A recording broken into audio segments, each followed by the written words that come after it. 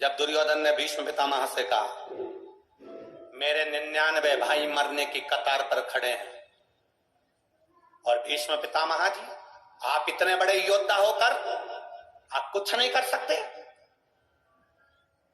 आप पक्षपात करते हो पितामह। पितामह ने भी संकल्प ले लिया, कल का सूर्यास्त होते हुए अर्जुन नहीं देख सकता। दुर्योधन ने मोतीचूर के लड्डू बंटवा दिए। पूरे युद्ध के मैदान में मोतीचूर का लड्डू बंट रहा था। लड्डू पहुंच गया द्वारिकाधीश के पास। द्वारिकाधीश ने भी मोतीचूर का लड्डू मुंह में रख के खाया, और द्वारकाधीश की आदत थी, पूछते बाद में थे, खाते पहले थे।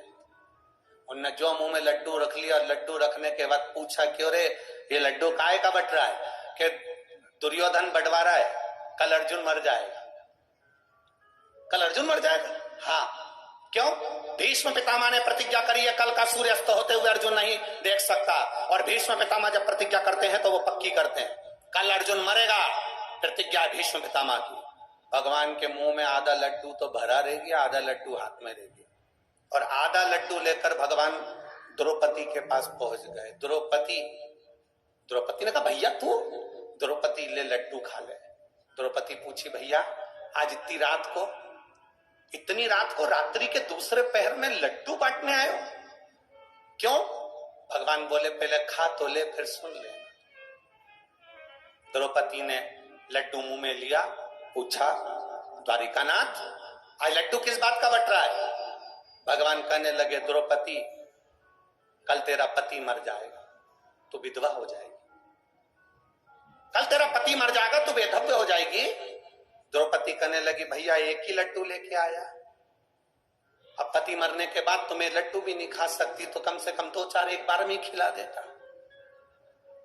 द्वारिकाधीश कहने लगे, द्रौपदी तेरा पति कल मरने वाला और तू रोने की जगह लड्डू खाने को मांग रही है।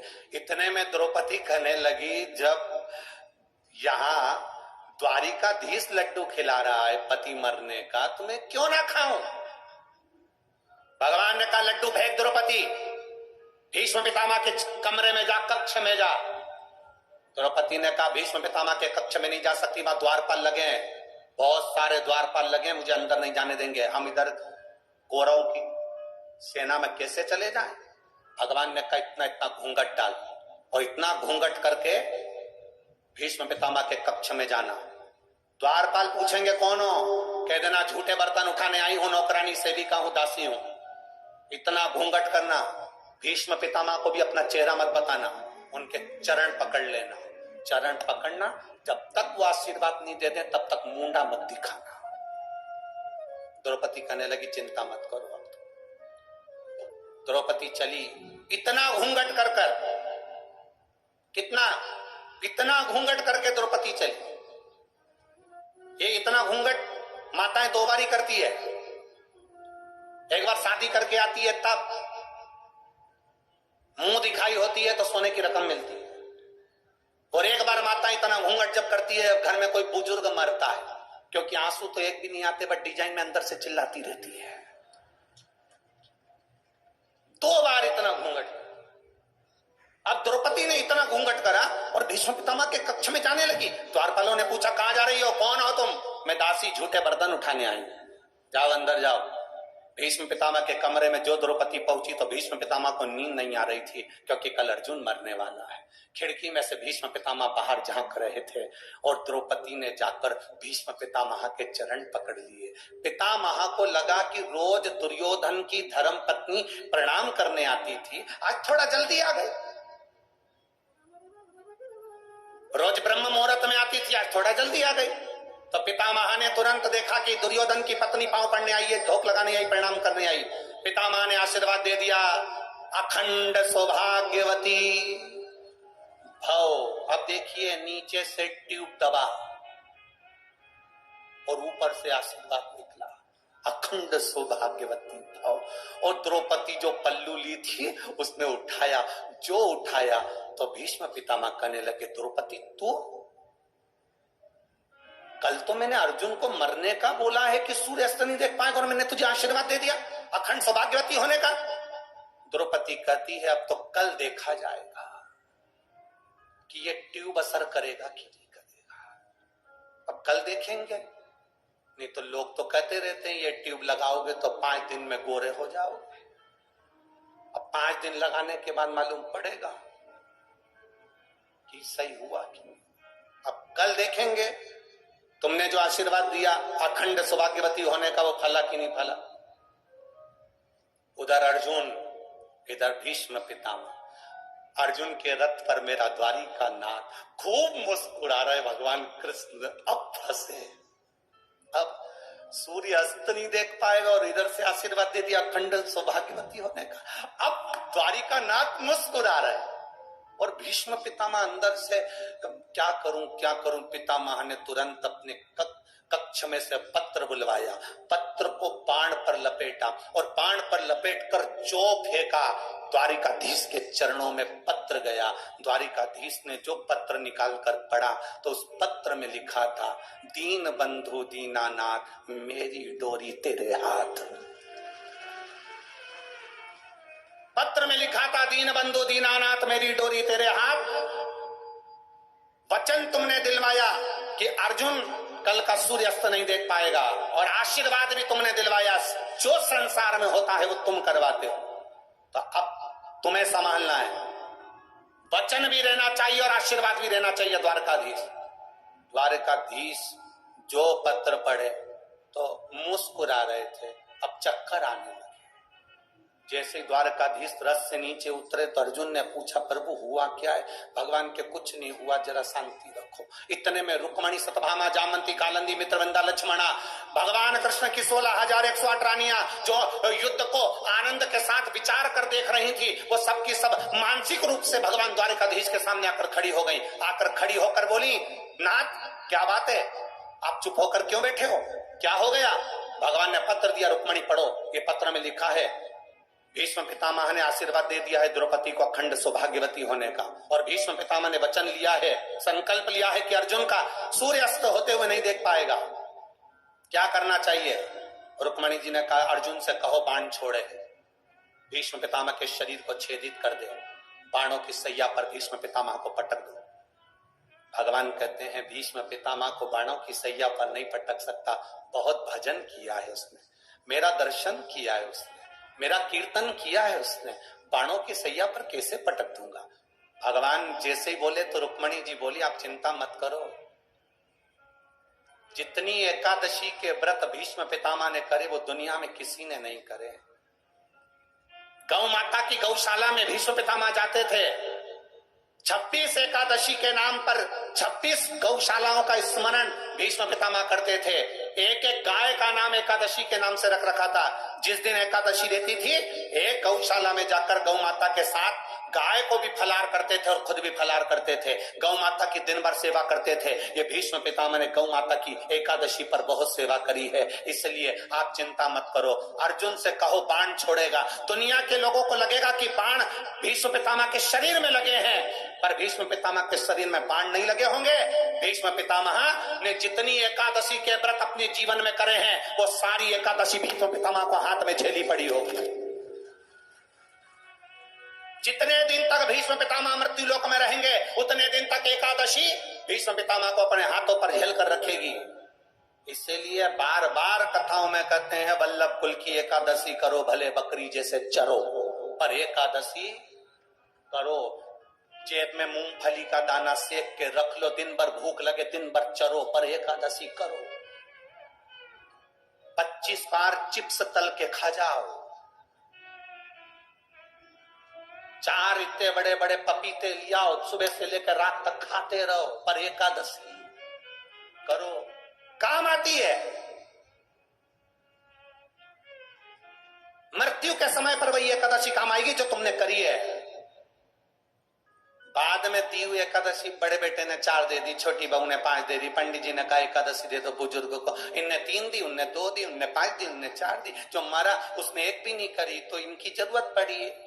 अगर वो करके चले जाता तो ये बहुओं की एकादशी की जरूरत पड़ती क्या।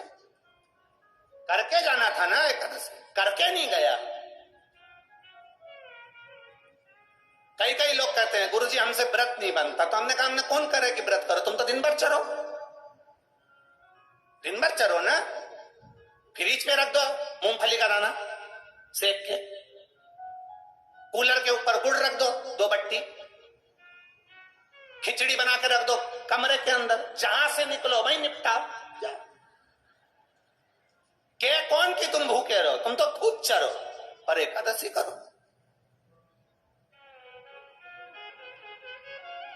अब हाथ पर ले लिए एकादशी, और अंत समय प्रभु आना पड़ेगा, वचन दिया तो निभाना पड़ेगा। भगवान ने निभाया। सूर्यास्त होने के पहले ही भीष्म पितामह बाणों की सैया पर पड़ गए। द्रौपदी जब भीष्म पितामह से मिलने गई, भगवान भीष्म पितामह मुस्कुरा कर बोले, देख तूने ट्यूब दबाया था, आशीर्वाद निकला। आप भी अपने माता पिता के चरणों को अगर थोड़ा सा दबा लोगे, प्रणाम कर लोगे, नमन कर लोगे, गुरु के चरणों को नमन कर लोगे, निकल कर आशीर्वाद जो मिलेगा वो पूरी जिंदगी से काट देगा। सहज नहीं है। भजन करो, समझो।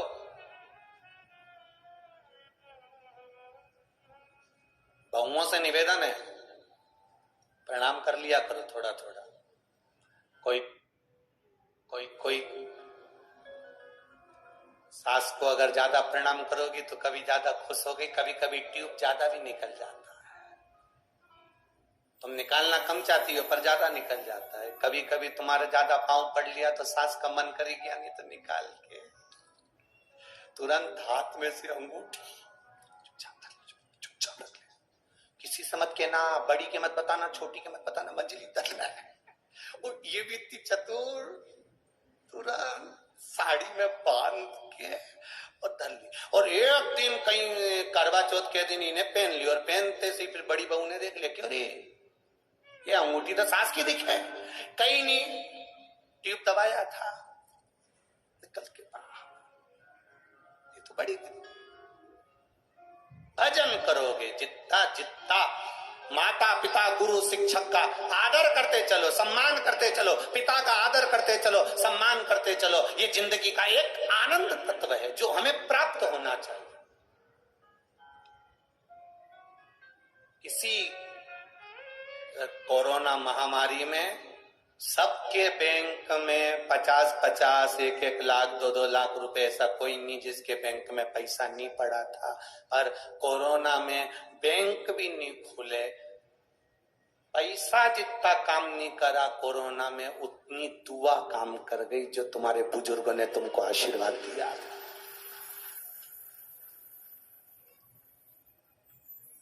कितना भयंकर कोरोना आया था। आसपास मोहल्ले, गांव, नगर, शहर में इतने मर रहे थे, इतने, तुम्हारे भी आसपास में आ गया था और तुम बच गए। भगवान को धन्यवाद देना, तूने बचा लिया, ये तेरी बड़ी कृपा थी दातार। नहीं तो कोविड-19 में अपन 20 हो जाते हैं, सब धरा, सब पड़ा समाप्त। हम तो कहें भगवान भोलेनाथ जी ने आपको इसलिए बचा कर रखा, नहीं तो निपटा तो वो कब का देता, पर बचा के इसलिए रखा कि भजन करेगा, शिव कथा का स्मरण करेगा, एक लोटा जल शिव मंदिर में चढ़ाएगा तो अपनी जिंदगी को सार्थक कर लेगा और भगवान के करीब पहुंच जाएगा। बचा लिया उसने। और जिसके शरीर में कोरोना हुआ था और कोरोना होने के बाद भी अगर भगवान बचा कर रखे हैं तो समझ लेना बोनस के दिन चालू हुए हैं तेरे। भगवान ने बचाया है, अपना आधे से ज्यादा समय परमात्मा को देना चालू कर। पर कोरोना में बचने के बाद भी लोग दुकान पर ऐसे बैठे हैं, भैया हम तो बच गए दादा, वो तो छोरा था पटक के ले गया हॉस्पिटल में, वो तो ये हो गया। पर उस परमात्मा को धन्यवाद नहीं दिया कि पत्नी ने जो पूर्व में कभी शंकर का व्रत करा होगा, सोमवार करे होंगे, 16 सोमवार करा होगा, हरतालिका तीज करा होगा, प्रदोष करी होगी, कभी व्रत करा होगा, कभी शिव जी को 1 लोटा पानी चढ़ाया होगा, तो वहां गया इंदौर और इंदौर से भी अच्छा खासा वापिस आ गया। नहीं तो जो जारिया था वो निपट जारिया था।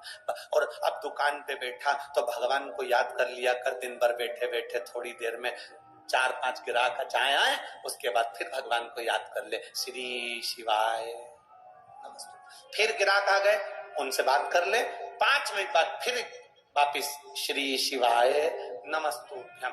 ग्राहक आएंगे, सामान लेंगे, दुकान में एक छोटा सा मोबाइल रख ले जिसमें कथा सुनते रहे, दुकान में छोटी सी टीवी लगा ले, 1 बजे से 4 बजे तक शिव पुराण की कथा आती है, चलने दे। ग्राहक आएगा, उसके भी कानों में कथा जाएगी, और तू भले काम करते रहना, पर चलते फिरते कानों में अगर कथा चली गई, फिर वही वाली बात आ गई, घर में कोई सामान फालतू पड़ा रहता है, पड़े रहने तो कभी ना कभी काम में आ जाता है। उसी तरह तुम ग्राहक देखो, काम करो, नौकरी करो, सर्विस करो, पर चलते फिरते भी अगर तुम्हारे कानों में शिव महापुराण की कथा पहुंच गई तो कभी ना कभी काम आई जाएगी, ये निश्चित है, आएगी काम, मिलेगा।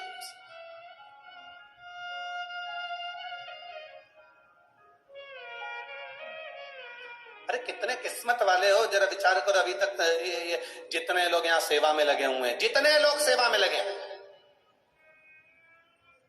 आप अपने आप को धन्यवाद कहना कि कहीं हमारा पुण्य, हमारी पत्नी ने कभी शंकर जी को जल चढ़ाया होगा तो हमारा पुण्य सामने आ गया, हमें सेवा का मौका मिला।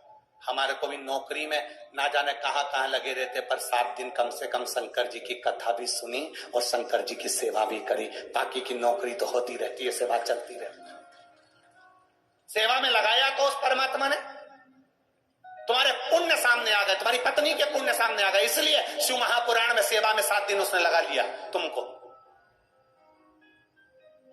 तुम्हारी पत्नी भी धन्यवाद देगी कि नौकरी तो आपने बहुत करी, पर 7 दिन जो शिव पुराण की कथा में नौकरी करी है, सेवा करी है, वो खाली नहीं जाएगी, जरूर उस परमात्मा की कुछ कृपा होगी, इसलिए उसने अपनी सेवा में लगाया है। मेरे भोले तेरी सबसे बढ़िया, तेरे दरवाजे की चाबी सबसे बढ़िया, सबसे मेरी किस्मत का जब गुल खिला, तब जा कर के ये दर मिला, मेरी किस्मत का जब गुल खिला, तब जा कर के ये दर मिला, मिल गई मुझको चौखट तेरी सबसे बढ़िया, सबसे भोले बाबा तेरी नौकरी सबसे बढ़िया है, सबसे करी। दिल से भगवान को पुकारो, कह देना डमरू वाले से तेरे द्वार भिखारी आया है, कह देना डमरू वाले से तेरे द्वार पुजारी आया है, कह देना डमरू वाले से तेरे द्वार पुजारी आया है, कह देना डमरू वाले से तेरे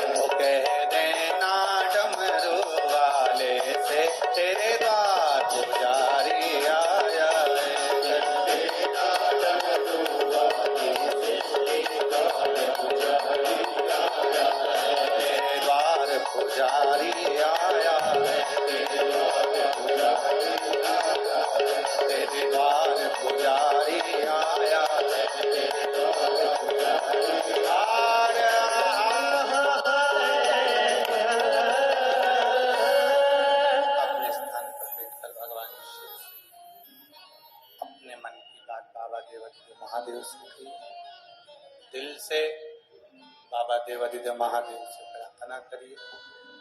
भगवान शिव से बैसाख के पावन अवसर पर बाबा देवादिदेव महादेव से दिल से प्रार्थना कर विनय करिए। जहां जगह मिल जाए वहां बैठो और दिल से बाबा से प्रार्थना।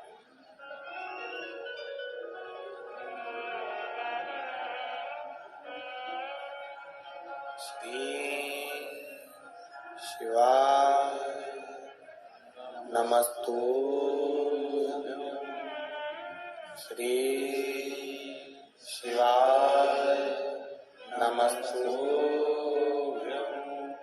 श्री शिवाय नमस्तुभ्यं। श्री शिवाय नमस्तुभ्यं। श्री शिवाय नमस्तुभ्यं। भोला सब दुख काटो हारा, ओ भोला सब दुख काटो हारा। शिव शंकर जपो तेरी माला, भोले बाबा जपो तेरी माला। भोला सब दुख काटो हारा, ओ भोला सब दुख काटो हारा। वेश मंगल मंगलकारी, वेश मंगल मंगलकारी। शमशान वासी हमारा, शमशान वासी हमारा। ओ भोला सब दुख काटो हारा, ओ भोला सब दुख काटो हारा। शिव कथा कह रही है। विश्वास के साथ परमात्मा का भजन, भक्ति के साथ। माता प्रसूति की बहन देवहूति जो कदर्म बाबा के साथ में बिहाई थी, जिनके घर में 9 कन्याओं का जन्म हो गया और विनय करी है कदर्म बाबा से एक पुत्र का जन्म हो और पुत्र महाज्ञानी हो।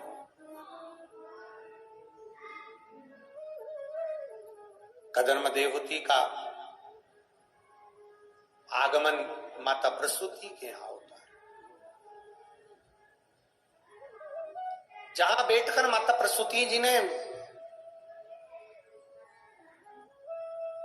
ध्रुव जी को जो दिया है ज्ञान, वैसा ही अविरल ज्ञान माता प्रसूति ने देवहूति को भी दिया। अपनी बहन ने, बड़ी है, आदरणीय है, सम्माननीय है, पर दे। देखो, जिसके पास जो होता है वो वही देता है। आपके पास में जो होगा आप वही देंगे।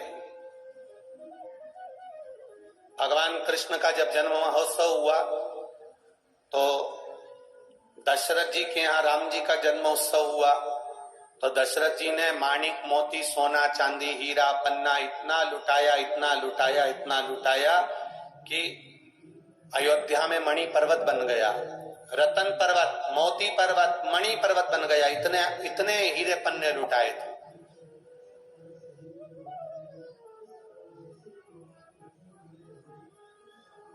जिसके यहाँ जो होता है वो वही देता। दशरथ जी के यहाँ पर मणि रतन हीरे मोती थे, उन्होंने वो लुटाए। राम जी के जन्मोत्सव पर, भगवान कृष्ण के जन्मोत्सव पर नंद बाबा ने गौएं लुटाई, क्योंकि नंद बाबा के पास में था क्या, 10 लाख गाय नंद बाबा जी के यहाँ थे। तो उन्होंने गौ माता को लुटाया, दी। ब्राह्मण, साधु, सन्यासी, तपस्वी, साधक, उपासक जो आया उसको गाय दी।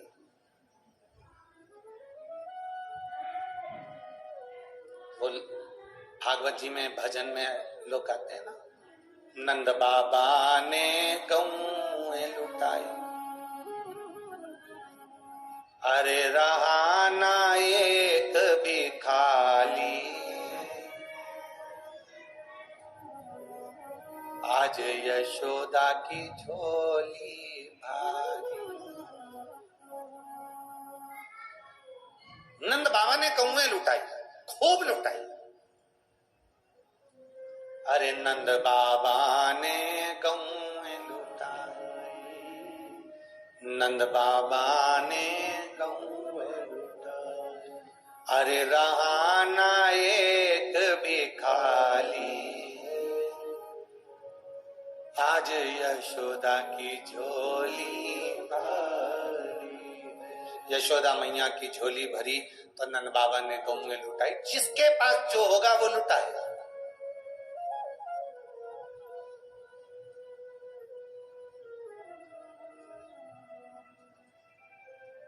किसी की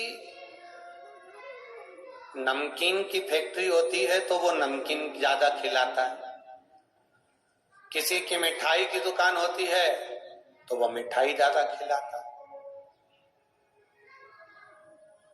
जैसा है वैसा देगा। किसी की गजक की दुकान है तो गजक देगा, जिसकी कपड़ा की दुकान वो कपड़ा देगा।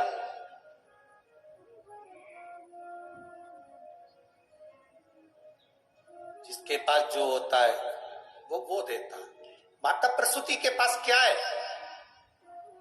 केवल भगवान की अविरल भक्ति।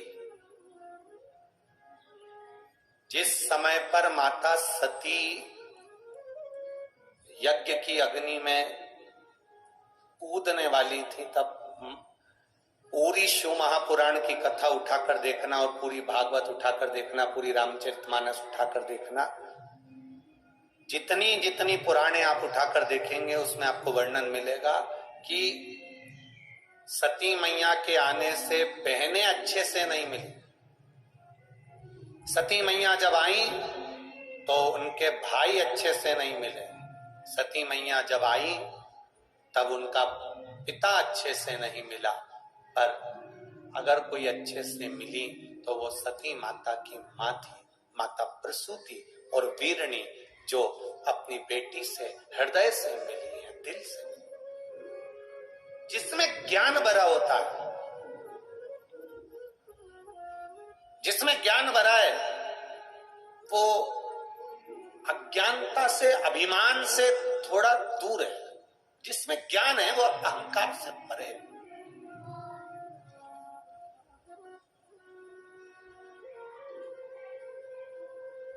बहुत पत्र हैं।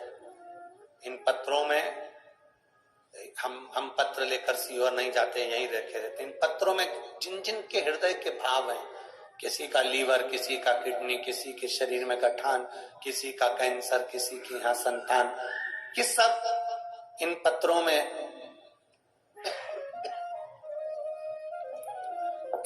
में लिखा है, इन पत्रों में दिया है। शिव कृपा है, शिव करुणा है। जिसके पास जो होगा वो वही देगा। माता प्रसूति के पास में क्या था? केवल माता प्रसूति के पास में भक्ति थी, विश्वास था और भगवान के चरणों में दृढ़ता थी, भरोसा था, दृढ़ता थी। तो उनके पास जो भी आता, उनके पास जो भी निवेदन करने आता, उसको वो विश्वास ही देती थी। शिव महापुराण में आपको क्या मिलता है? विश्वास, भरोसा, दृढ़ता, भक्ति, भरोसा, ये शिव महापुराण में प्राप्त होता है।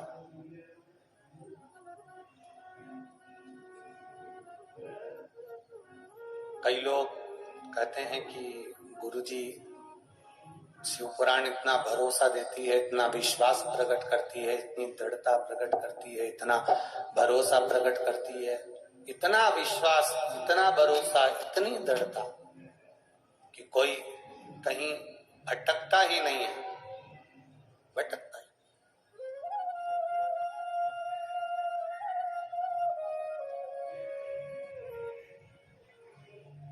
और सत्यता यही है। एक अहंकारी व्यक्ति के पास में अगर बैठोगे, एक अभिमानी व्यक्ति के पास में बैठोगे तो अभिमान की बात करेगा और अभिमान आप में भी समाहित होने लगे।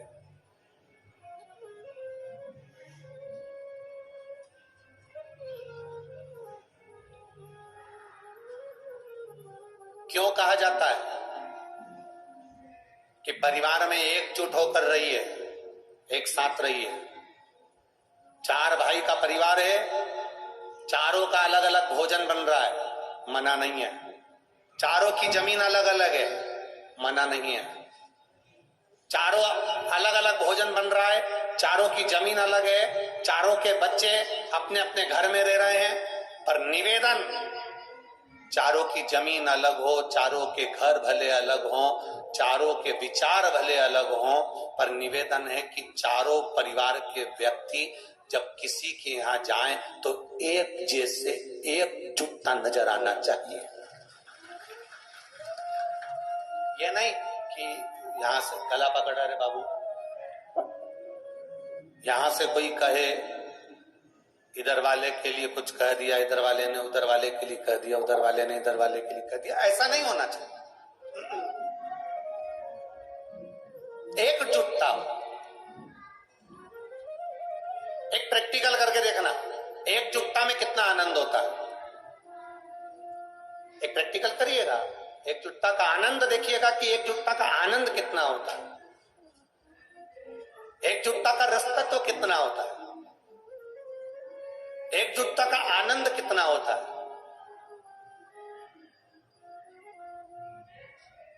हमारे बीच में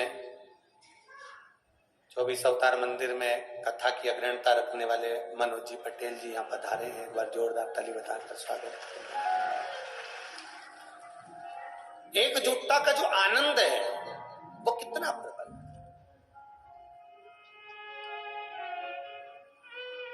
एक प्रैक्टिकल करना, एक पत्थर लो और किसी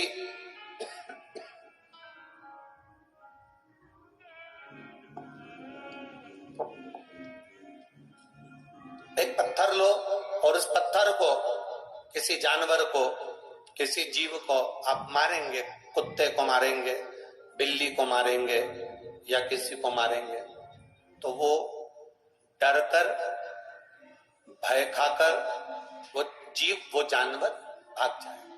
बोलो भागेगा कि नहीं भागेगा? अरे बोलो जम के, भाग जाए। किसी जानवर को आपने, किसी बिल्ली को, कुत्ता को, किसी जानवर को एक पत्थर लिया, वो पत्थर फेंका, जानवर भाग गया। अब पत्थर वही उठाना और उसी पत्थर को उठाकर मधुमक्खी के छत्ते पे मार देना। भागेगी किसके पीछे? जिसने पत्थर मारा उसके पीछे। वो जानवर अकेला था, वो जीव अकेला था, इसलिए डर गया, भाग गया। पर मक्खियां समूह में रहती हैं, डरती नहीं है, इसलिए पीछा पकड़कर काटती जरूर है। 4 भाई का परिवार है, अलग अलग रहते होगे, खाना अलग बनाओ, मना नहीं। तुम्हारी जमीन भी सब अलग हो, मना नहीं। तुम्हारे विचार अलग हो, मना नहीं। पर जब एकजुटता की बारी आ जाए तो सारे की सारे मधुमक्खी की तरह एक हो जाओ। फिर किसी की सामर्थ्यता है जो हमारे सनातन धर्म पर उंगली उठा दे? फिर किसकी सामर्थ्यता कि सनातन धर्म पर कोई उंगली उठा ले? एकजुट हो।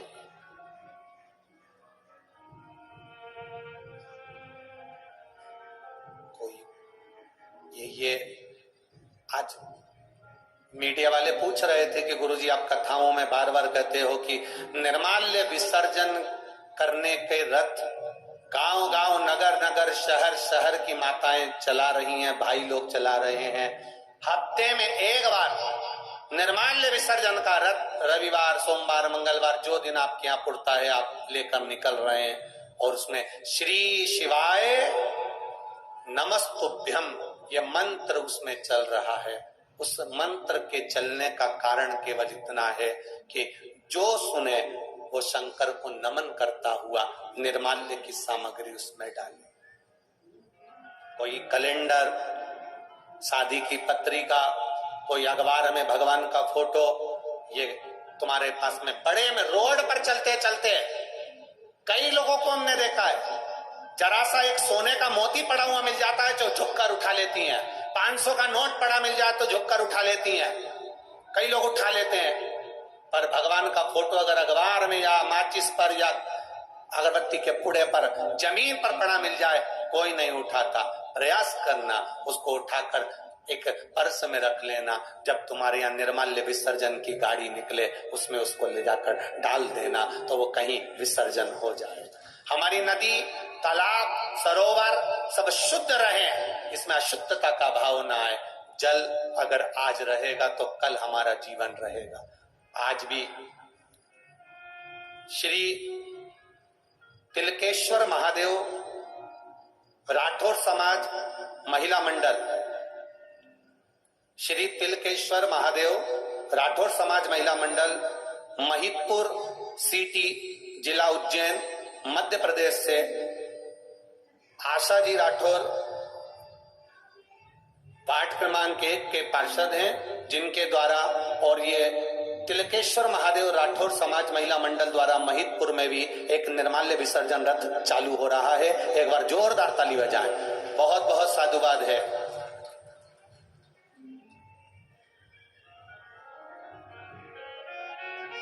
सतगुरु भक्ति स्वरूपा महिला मंडल देपालपुर द्वारा भी आज 19 तारीख से एक निर्माल्य विसर्जन रथ प्रारंभ हुआ है। एक बार जोरदार ताली बजाएं। सतगुरु भक्ति स्वरूपा महिला मंडल देपालपुर द्वारा बहुत बहुत साधुवाद। एक बार जोरदार ताली बजाएं। जिन जिन के क्षेत्र में नदी, कुआं, बावड़ी, सरोवर, तालाब की शुद्धता के लिए और भगवान के फोटो, भगवान के चित्र, भगवान की मूर्तियां लोग जो मिट्टी के इधर उधर पेड़ों के नीचे यहाँ वहां नदियों में यहाँ वहां डालते रहते हैं, उस पवित्रता का ध्यान रखते हुए हमारे सनातन धर्म को लोग लात में ना आए, हमारे देवी देवताओं को कोई इधर उधर ना पटके, उसके लिए जो निर्माल्य विसर्जन रथ चल रहा है, आप सबसे निवेदन है अपने अपने क्षेत्रों में वो रथ अवश्य चलाएं, जिससे हमारे क्षेत्र में भी हमारे सनातन धर्म की रक्षा हो और हमारा सनातन धर्म आनंदित हो।